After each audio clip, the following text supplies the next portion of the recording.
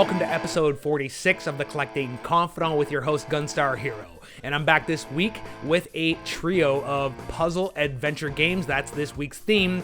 But one quick thing, a minor change I'm going to make to the channel going forward is for accessibility. I'm actually going to be dividing these videos into 3 parts in addition to releasing the full video as well. So if you're only looking to hear about a specific title, this will actually benefit you going forward in the future. So moving on, the first game on our docket today is one that I really had a blast with. This is known as OneShot World Machine Edition, which is getting a physical release for the PS4 and Switch only via limited run games. But of course, you can play this also digitally on the Xbox One and the PC from where it originally was released. So this game is a 2D point-and-click adventure puzzle game in the spirit of old-school Sierra Online games like Leisure Suit Larry or LucasArts games like Maniac Mansion and Tales from Monkey Island.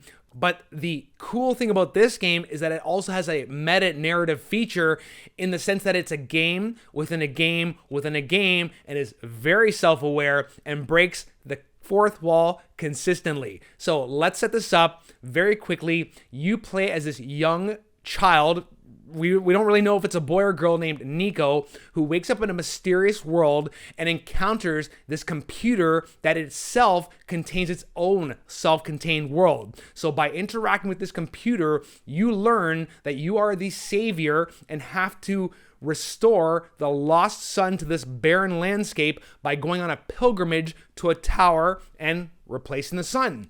So throughout the course of your journey, you'll be guiding this child, interacting with the environment like in any point-and-click game. So you'll be looking for clues, talking to NPCs, gathering objects, and then combining them and using them to solve puzzles and solve the mystery of this landscape. Now, the key thing is that Nico's not only the main character, but you are also a main character in this game as you guide and interact with Nico as Nico looks for answers and seeks your assistance throughout the journey. And this is highlighted, as I said, by the fact that this is a game within a game, so at any point you can minimize the game window to make it picture-in-picture and bring up your virtual desktop in the background, which will contain file folders containing various elements like different wallpapers that you can unlock throughout your journey, different themes for the window colors, different songs you can collect for your jukebox, and then also game files that are integral to the experience. So not only will you be able to unlock friend files to get bios on the characters that you encounter throughout your journey, but different actual assets. And this is key to moving forward through the game because at certain points you'll be required to manipulate the files on your virtual desktop to solve the puzzles in the game. So you're kind of going back and forth between the meta narrative outside of the game world and inside the game work, which I think is truly fascinating and reminds me a lot of one of the games I talked about last week, Doki Doki Literature Club Plus, which itself was very self-aware, broke the fourth wall, and often required you to manipulate game assets. So this is very similar, albeit not quite as devastating on the psychological horror bent as Doki Doki, but this game itself has its own tension. It has a very bittersweet mood to it, very emotional, and I found it very gripping, and I just couldn't put my controller down. Even though it's a fairly short game, I saw it all the way through to its true end. I will give you a hint there as well. There's a true ending to this game, and really just left me feeling a lot of bittersweet mixed emotions that I have to recommend this game, even though I will tell you from the outset that it's a point-and-click adventure, but there's no combat in this, no bosses. This is strictly about character and world building, so you have to approach the game from that angle. But again, as I said, the meta-narrative aspects of the game within the game within the game add some really unique factors to the experience that really make it engrossing, albeit I played this game and completed it on the console version. The game originally came out on the PC back in 2016, and I'll get more into the history and development in a second. I did watch some footage of this being played on Steam, and I am a bit jealous in the fact that, as I mentioned, you have a virtual desktop on the console version where you can go into file folders and manipulate assets. on the PC version, the game actually integrates with your own desktop and your own documents folder, making it that much more immersive. So even if you decide to get the console version and play that, I would highly recommend checking out the PC version because it's even more mind-blowing in that regard. So I wanted to get into the very unique history and development of this game because it's kind of fascinating. So we're going all the way back to June of 2014 when this game originally was released as freeware on PC and was co-developed by two ladies known as Eliza Vasquez and Night Margin. This game was developed as part of a game jam for RPG Maker in a month while the two ladies were still in school. So it was kind of a hectic development period, was developed very quickly and released for free. The original game, as per the title OneShot, was unplayable after you finished it completely. Once you finished the game, you couldn't play it again. But because it was getting such good feedback and response, they eventually wanted to make this a commercial release on Steam, which would come out later in December of 2016. So they decided to dispense with the whole idea of the game being unplayable after the first attempt. And instead, in what you know now as OneShot, the one-shot factor comes in the fact that everything you do in the game is permanent and there's only one save file and you can't do save juggling. And once you finish the game, that's it. You can't re-enter it. You just have to start all over again. So they went, redeveloped the game, added a bit more flavor to it, and even added a friend named as Michael Shirt who came in when the game was about 80% complete to do some Q&A and do a bunch of work on some of the additional content that wasn't in the original freeware release. So this game came out, got some universal acclaim, really great reviews on Steam, was nominated for the 2017 Golden Joystick Award, and then eventually in 2022 got console ports over to the Switch, Xbox One, and PS4. So this game was kind of magical, to be honest. It had me enthralled. I could not put it down and really just kind of tossed my emotions all over the place, but it was bittersweet, really satisfying in terms of the true ending that I found, and I recommend this highly. And if you do want to get this physically on either the PS4 or the Switch, you can do so via limitedrungames.com.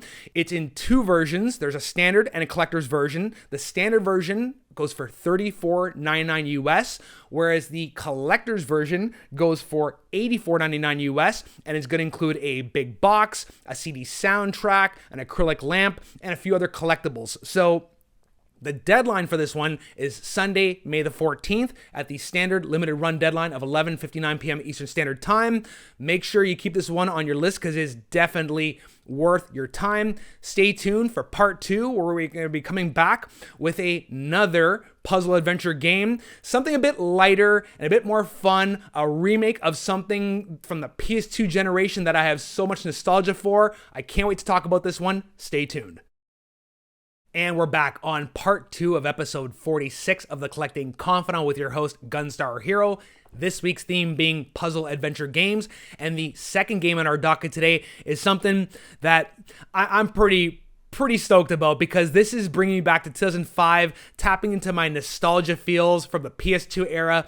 This one is We Love Katamari Plus Royal Reverie, which is going to be getting a release June 2nd of 2023 for all major platforms, including PC, and a physical release for the PS4, PS5, Switch, and the Xbox One/Series X.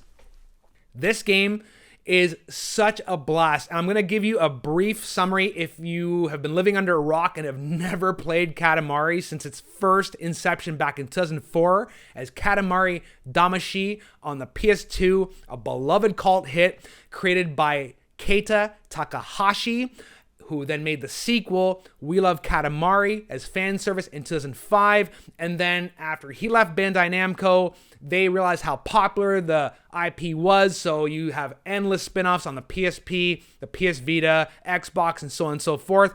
But those two games from 2004 and 2005, I consider to be the heart of the series because I'm kind of a purist and I wanted to just play what was made by Takahashi himself. So, very simply, the game concept is pick up and play. Anybody can play this. You play as the prince, who is the son of the king of all cosmos. And in the first game, Katamari Damacy, the king got drunk, got rid of all the stars in the universe, so now he has tasked his son, the prince, which is you, to roll up objects using this adhesive ball known as a Katamari, which can pick up anything from like Legos and thumbtacks to cows, people, cars, and skyscrapers. The more you roll, the bigger you get. That's the simple concept, and all you do is you control the ball with both analog sticks. That's it.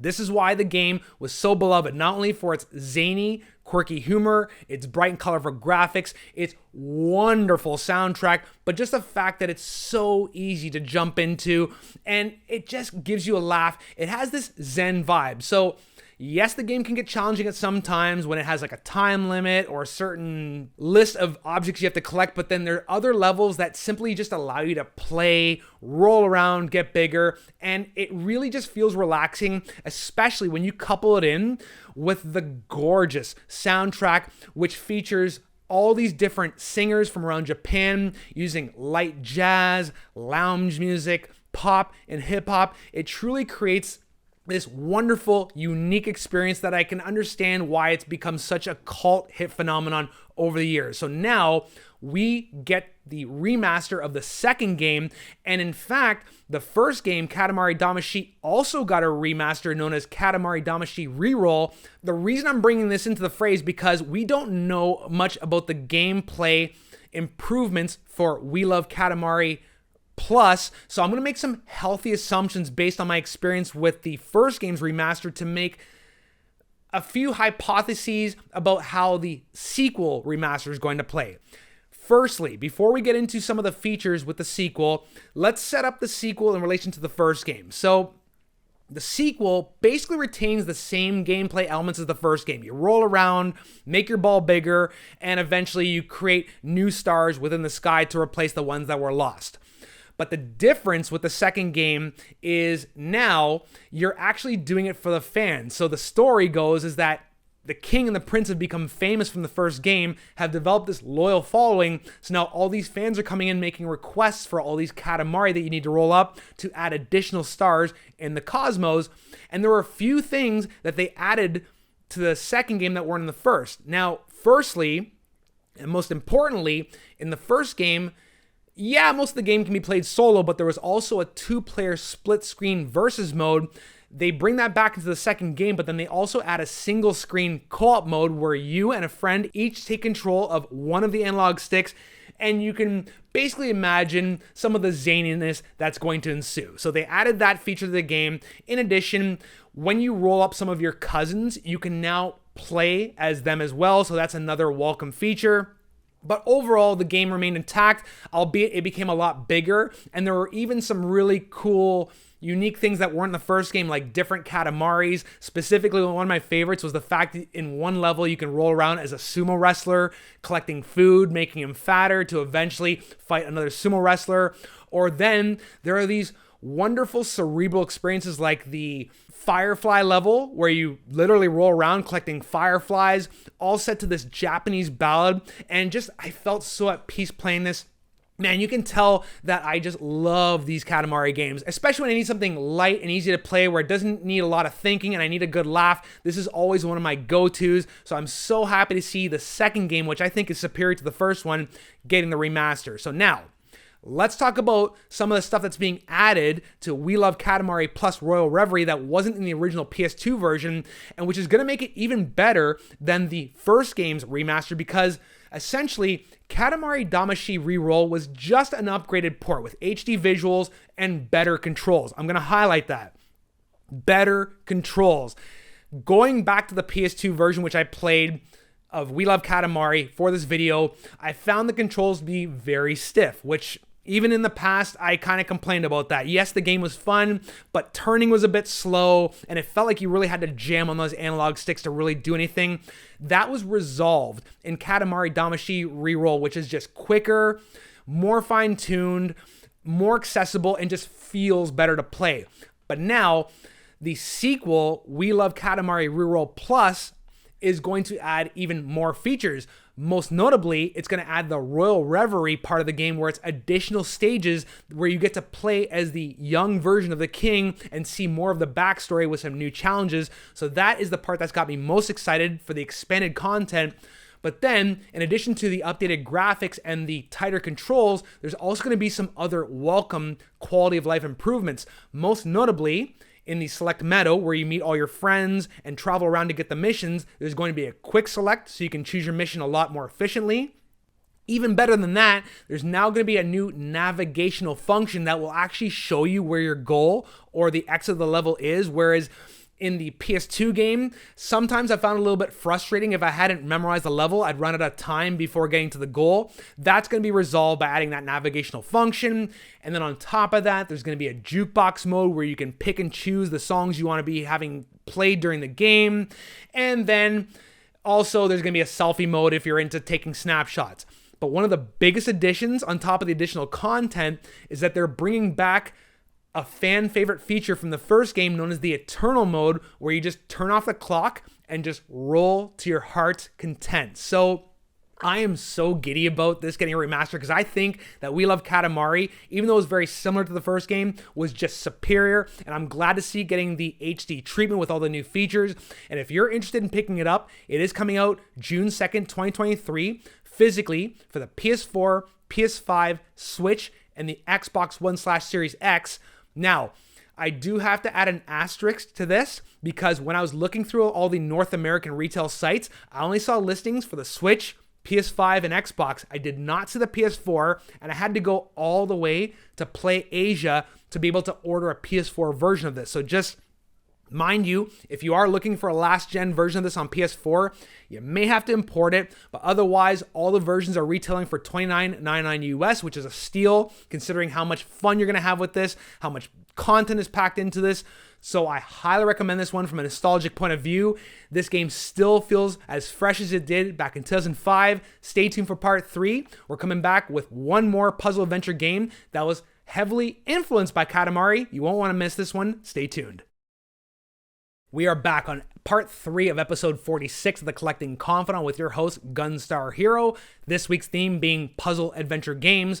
The last game on our docket for today is one that is finally getting another physical release, this time on the Nintendo Switch, because previously the only way you could have this on your shelf was via the PS Vita, and that's gone and is going up highly in value. This one is Tales from Space, Mutant Blobs Attack, which was developed and published by one of my ultimate favorite indie developers, DrinkBox Studios, out of Toronto, Ontario. This studio was founded by Chris Harvey, Ryan McLean, and Graham Smith, who previously worked together at Pseudo Entertainment, making games like Cell Damage for the PS2 and the GameCube, and Full Auto 1 and 2 for the Xbox 360 and PS3. They broke off, formed their own small development team, and have since delivered some of the best of the indie world, including Guacamelee 1 and 2, Severed for the PS Vita, and more recently, Nobody Saves the World. But the game we're talking about today, Tales from Space, Mutant Blobs Attack, was a launch game for the PS Vita back in February 2012, and a sequel to the original game about a blob on the PS3 in 2011. Now, if you've never played this game, like Katamari, it's very simple, good-natured, funny, crazy, and is easy for anyone to pick up and play. Very simply, you play as this disgruntled, gelatinous blob who has escaped its confines in the lab and is now on this path of destruction, consuming anything in its path, getting bigger and bigger, and eventually getting to the point of consuming whole cityscapes and planets. This game is an utter riot, and just has that DrinkBox charm. The wonderful hand-drawn art that they always go with, this great score that fits, and this wonderful, quirky retro aesthetic that really gives it that whole 1950s sci-fi drive-in feel. It's an utter blast and is easy to play in bite-sized morsels, and has enough to keep you coming back to play it again, even though the game is fairly short. It's 6 worlds, 24 levels. It can be beaten in a few hours. It has enough challenge and enough stuff to find in terms of hidden collectibles and times to beat that you'll come back and play it again. So, let's talk about this game very briefly. From a gameplay perspective, It's very simple. It's a side-scrolling platformer. You can jump, you can smash down, you can rocket through levels, and roll around in physics-based puzzle platforming scenarios where you have to get to a certain size in order to be able to get to the next part of the level and eventually complete the stage. So you'll have your general platforming abilities, but then you'll also be able to add new abilities like magnetism, for example, where you can either attract or repel from platforms. But then, because this game was developed for the PS Vita, it also takes touch controls and gyroscope mobility into account. So for example, there will be scenarios where you can actually touch the screen and move different levers and platforms and use them as catapults or on-off switches to release certain things into the level. But if you're not into touchscreen controls, there's also the option to use more of a traditional control function to control the telekinesis, as they put it, that the blob has. On top of that, as I mentioned, there's gyroscope controls. So in between the main stages, there will be some bonus star levels you can unlock where you actually have to move your PS Vita or Nintendo Switch and control the blob like you would do in a traditional labyrinth game with a marble, avoiding potholes and getting it through to the goal, which I found a hoot. And in terms of its responsiveness, was on point. It felt really good, and I never felt really frustrated playing these experiences. Just like any DrinkBox game, controls are always buttery and fluid, and just is a joy to play like any good game by this very talented developer. So it's a very short and sweet game that you can revisit multiple times.